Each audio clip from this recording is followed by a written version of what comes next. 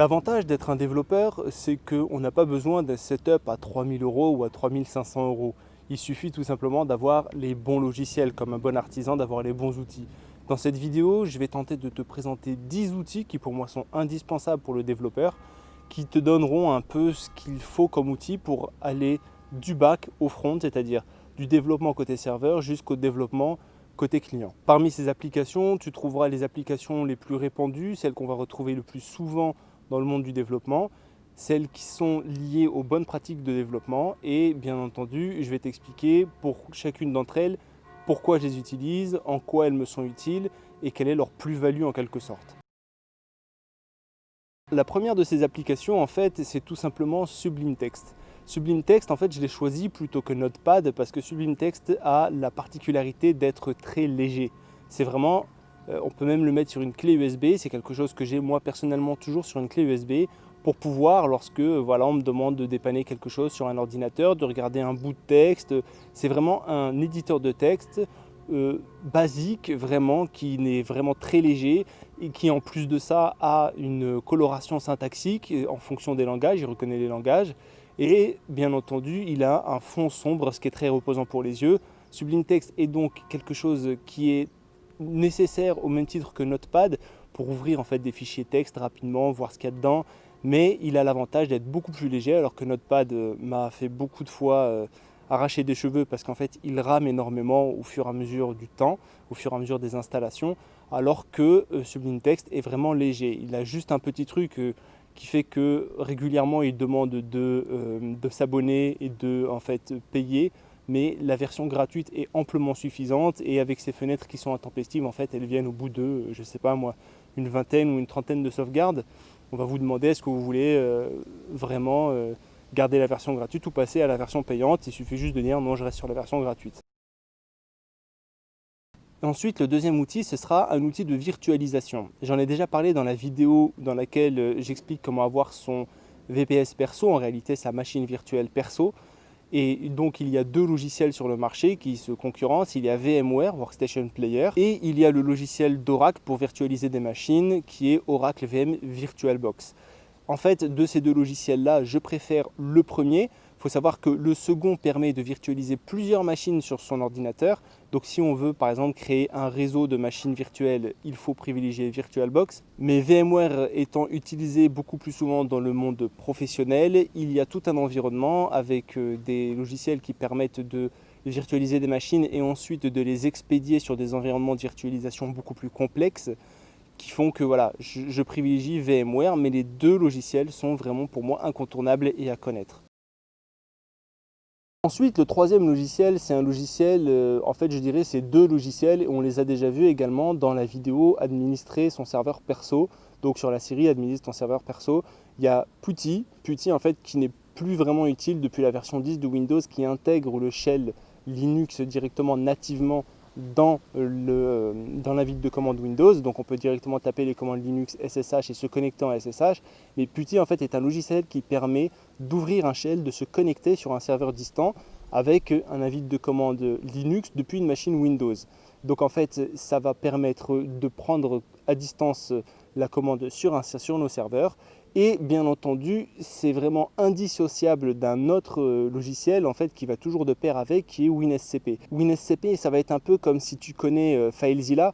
En fait, FileZilla, lui, permet de faire du protocole FTP, d'échanger des fichiers entre ton ordinateur et l'ordinateur distant, donc le serveur, en protocole FTP, alors que WinSCP permet d'autres protocoles comme le protocole SCP et des protocoles Telnet, d'autres protocoles en fait, et donc on va pouvoir visualiser des fichiers. C'est une interface graphique, donc beaucoup plus agréable qu'un avis de commande Putty, et en fait ça va vraiment nous permettre de, en cliquer déposer, faire transiter des fichiers depuis le serveur jusqu'à notre machine locale et vice versa. Donc WinSCP, je le privilégie parce qu'il utilise d'autres protocoles que le protocole FTP. Par exemple, si on veut se connecter et voir nos fichiers directement avec le protocole SSH, mais qu'on ne veut pas ouvrir un port pour le FTP, on utilise le port du protocole SSH et on fait ça de manière donc graphique sur le port du SSH, donc par défaut le 22, on fait ça en SCP. Donc voilà, c'est l'atout pour moi vraiment de WinSCP, et il est vraiment utilisé beaucoup plus que FileZilla dans les environnements de développement serveur plus poussé serveur. Le logiciel suivant, en fait, qui est incontournable, c'est le logiciel Docker. Je pense que tu en as entendu parler. C'est un logiciel qui est incontournable si tu veux avoir des environnements de test, des machines virtuelles très légères qui vont te permettre de déployer, de tester, de pouvoir automatiser des tests. Souvent, on va retrouver ça dans des environnements DevOps parce que là, on commence à partir de tout ce qui va être opérationnel avec la machine virtuelle, etc., vers ce qui va être développement. Donc, on va vouloir faire déployer des applications très fréquemment, très fréquemment sur des environnements de test, puis avant de les envoyer de manière automatisée en environnement de production. En fait, les machines virtuelles Docker vont nous permettre ça. Vont permettre par exemple à un développeur, s'il veut tester une application sur plusieurs environnements, que ce soit par exemple un environnement Linux et un environnement Windows, d'avoir les deux sous forme de machines virtuelles très légères et de pouvoir déployer sur les deux en un seul clic pour voir si en fait ça marche aussi bien sur une plateforme que sur l'autre. Et ça, en fait, on va utiliser énormément Docker pour ça, ou alors pour d'autres situations, comme par exemple si on veut avoir une machine virtuelle monorôle, par exemple si on veut avoir une petite machine qui nous fournit un serveur de cartographie qui nous génère des cartes à la volée, et on veut sur ce serveur-là, en fait, tout simplement avoir générer juste des images de cartes, et on veut que ce serveur ne fasse que cette tâche-là.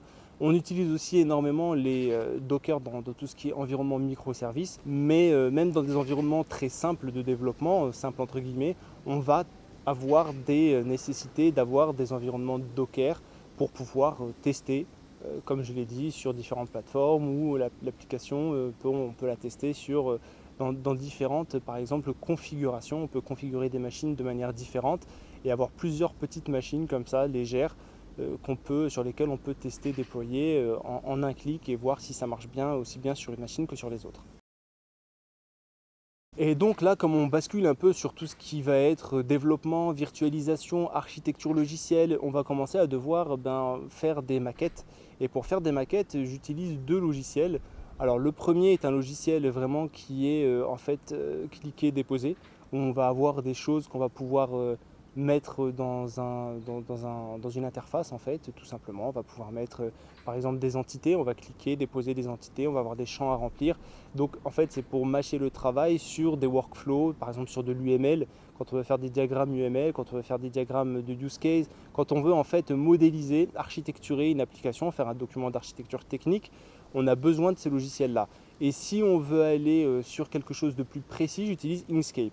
Les deux logiciels sont totalement gratuits, open source, comme tous les logiciels que je présente dans cette vidéo, ce qui est avantageux par rapport à d'autres logiciels beaucoup plus poussés. On n'a pas vraiment besoin de logiciels très poussés au niveau graphique en tant que développeur, ou en tant que développeur informatique, en tant qu'administrateur système. On n'a vraiment pas besoin d'avoir des logiciels comme la suite Adobe par exemple. Elle ne nous est pas utile pour modéliser tout simplement des dessins d'architecture. Ça reste des dessins d'architecture. On peut avoir besoin de faire des fois quelques petites intégrations de design, mais des designs simples. Et pour ça, Inkscape suffit largement et a l'avantage d'être gratuit. Ensuite, on passe vraiment au logiciel à proprement parler de développement. Les développements, en fait, nécessitent beaucoup de RAM, de mémoire vive. Là, pour le coup, pour faire tourner les deux prochains logiciels dont je vais parler, il va falloir un peu de RAM, donc de mémoire. Et le premier de ces deux logiciels, en fait, ça va être une usine à gaz, en quelque sorte. Ça va être vraiment un environnement de développement complet dans lequel on va pouvoir intégrer pas mal de choses. C'est Eclipse. Eclipse, en fait, je l'utilise énormément pour le développement Java, mais il est utilisé également pour le développement C, C++. Et il va y avoir aussi des parties d'Eclipse qui sont utilisées pour le développement front. Pour le coup, je n'utilise pas Eclipse pour le développement front, comme on va le voir dans le point suivant, mais Eclipse est vraiment très utile pour tout ce qui va être intégration de tout ce qui va être lié à l'environnement de développement Java, que ce soit Spring, Hibernate, les JPA, pour modéliser des objets, des POJO. C'est vraiment, on a des fonctionnalités toutes faites et beaucoup plus pratiques que sur d'autres éditeurs de texte, d'autres IDE. Donc en fait, Eclipse va être vraiment l'éditeur suprême, je pense, pour tout ce qui va être développement Java. D'ailleurs, c'est l'éditeur qui est conseillé dans la documentation sur la plateforme Java de développement Java. Il y a également IntelliJ qui est un IDE de développement orienté Java. D'ailleurs, il y a Android Studio de la suite qui est spécialisé pour le développement Java Android. Alors je l'utilise pour tout ce qui va être développement mobile, donc sur Android. Mais en fait, tout ce qui va être développement serveur, j'utilise vraiment Eclipse parce qu'Eclipse a un marketplace dans lequel on peut vraiment acheter pas mal de plugins, pas mal de choses en fait qu'on va intégrer et Eclipse est vraiment depuis longtemps privilégié pour tout ce qui va être développement serveur Java. Ensuite, second IDE qui est beaucoup plus léger que Eclipse, mais qui est beaucoup plus complet sur d'autres langages que le Java. Et je dis bien sur d'autres langages que le Java parce que Eclipse reste encore préconisé pour le développement en Java plutôt que VS Code dans la documentation. Mais VS Code, donc cet IDE dont je vais te parler maintenant, est beaucoup plus complet au niveau des plugins qu'on peut intégrer sur d'autres langages comme le Python, comme le JavaScript et comme tout ce qui va être les langages de développement front. Alors il va y avoir le Ruby aussi, je ne développe pas en Ruby, mais je développe en Python et en JavaScript notamment, en PHP également. Le PHP va très bien être supporté par VS Code, les plugins aussi vont être très bien faits. Donc en fait VS Code va m'être utile pour le développement sur tous les autres langages, hormis le langage Java ou C++, mais C++ a aussi son environnement propre et je ne développe pas avec Eclipse sur du C++. Ensuite, ce qui va être base de données, donc tout ce qui va être l'utilisation de la base de données, la modélisation ayant été faite avec le logiciel dont je t'ai parlé, il faut bien construire la base de données, la voir, la modifier, etc. Alors, on ne va pas passer par la ligne de commande, bien qu'on puisse, mais il y a beaucoup en fait, de logiciels qui permettent de directement avoir une interface graphique et un environnement dans lequel on peut envoyer des requêtes et obtenir des résultats modifiables. Alors, l'un des meilleurs logiciels que j'ai trouvé, parce qu'en fait PHP-MyAdmin vient directement à l'esprit, mais PHP-MyAdmin en fait tourne sur un serveur. Alors que souvent j'utilise la base MySQL en local, donc j'ai besoin d'un client lourd. Le meilleur client lourd en fait ça va être ADSQL. ADSQL permet pour moi vraiment de modifier, de lancer des requêtes, de voir les données de manière intuitive. En plus de ça, il y a vraiment dans les nouvelles mises à jour, on peut taper directement en minuscules et la syntaxe va automatiquement se mettre en majuscule et elle va être normée. En fait, il y a une genre de complétion automatique qui est faite sur ADSQL qui est vraiment agréable, sympathique, fond noir, reposant pour les yeux. Il y a vraiment un environnement qui est top avec ADSQL pour tout ce qui va être base de données MySQL. Donc ensuite, une fois qu'on a fait notre base de données, qu'on a notre application qui est développée dessus, qu'on a notre front, il faut bien faire communiquer les deux ensemble. Et pour pouvoir faire communiquer les deux ensemble, il faut avant tout tester les web services. Pour tester les web services, en fait, j'utilise Postman. C'est quelque chose qui est très connu, qui permet avec une interface graphique de mettre des requêtes, donc des get, des post, des put, tout ce qui va être langage HTTP. On va pouvoir lancer ces requêtes, tester si on a bien un retour et pouvoir modifier ces requêtes. Donc on va pouvoir également modifier, mettre des tokens dans les requêtes, on va pouvoir paramétrer la requête un maximum pour pouvoir obtenir la réponse. Et ensuite on a même quelque chose de super, c'est que en fait le code pour pouvoir émettre cette requête va être automatiquement généré dans pas mal de langages. Il y a le Java, il y a le Python, il y a le Ruby, il y a tous les langages les plus utilisés, le HTTP, le curl. Donc en fait, tous les langages les plus utilisés pour pouvoir faire des appels HTTP, des requêtes HTTP, vont être automatiquement, on va avoir du code qui va être automatiquement généré par Postman, par le logiciel. Et ça, franchement, après un copier-coller, après on peut paramétrer toujours, mais on peut toujours un peu modifier le code, mais le code de base ayant déjà été fait, voilà, c'est super pratique. Et ensuite, et je terminerai avec ça, le plus important pour moi, c'est une fois qu'on code, donc on commence à coder directement, c'est de sauvegarder, versionner, tracer tout ce qu'on a fait pour pouvoir commit, revert, etc. Et donc pour pouvoir faire ça, on va avoir besoin de Git. Git, c'est donc un outil de versionning. Alors il y en a d'autres, il y a SVN aussi, mais Git, c'est quelque chose qui est très répandu avec des plateformes comme GitHub, GitLab, etc. GitHub, j'utilise beaucoup plus pour les projets perso, GitLab pour les projets pro, parce qu'en fait, il y a des choses qui sont directement intégrées, comme des outils de DevOps. Et en fait, on va avoir pas mal de choses qui font que je préfère GitLab pour l'utilisation pro. Dans tous les cas, Git est vraiment incontournable pour pouvoir versionner son application, avoir un historique et pour pouvoir, s'il y a un problème, revenir en arrière, etc. Donc en fait, Git, c'est un logiciel qui va tourner sur le PC avec lequel on va pouvoir interagir en ligne de commande. Mais au-delà de ça, il y a des logiciels qui permettent d'avoir une interface graphique sur Git. Et j'utilise pour ma part TortoiseGit qui est un peu austère. Il y a GitKraken également qui est pas mal, qui donne une visibilité avec un genre de workflow, avec tout ce qui va être les branches, master, etc. Donc assez complet, beaucoup plus complet je pense que TortoiseGit, mais TortoiseGit, bon voilà, comme j'utilise, il y a quelques fonctionnalités que je préfère et auxquelles je suis habitué.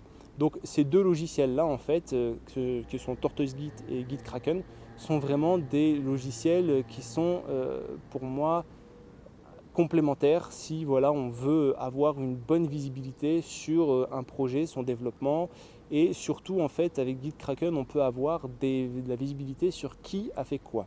C'est-à-dire que comme en fait on est obligé de s'inscrire, donc d'avoir un compte sur GitKraken, que ce soit un compte GitHub ou un compte directement autre, en fait on va être identifié et donc chaque personne pourrait être identifiée de manière très visible sur en fait le cycle de développement de l'application. On pourra très bien voir qui a fait quoi, contrairement à TortoiseGit qui est beaucoup plus austère et beaucoup plus adapté je pense à des projets avec des plus petites équipes où voilà, on sait très bien qui est où et qui a fait quoi.